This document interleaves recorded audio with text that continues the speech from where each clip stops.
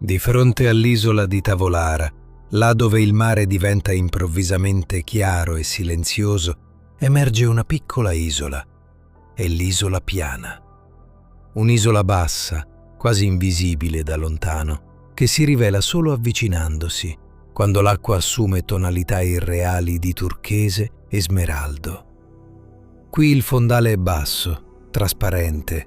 La sabbia chiara disegna linee morbide sotto la superficie e ogni movimento dell'acqua crea riflessi di luce in continuo mutamento.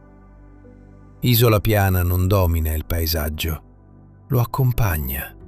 È un equilibrio perfetto tra mare e terra, tra ciò che emerge e ciò che resta nascosto.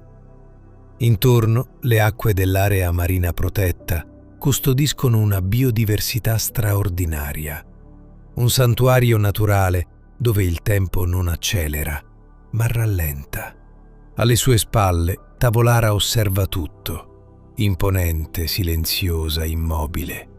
Una presenza costante che rende questo tratto di mare uno dei più iconici della Sardegna.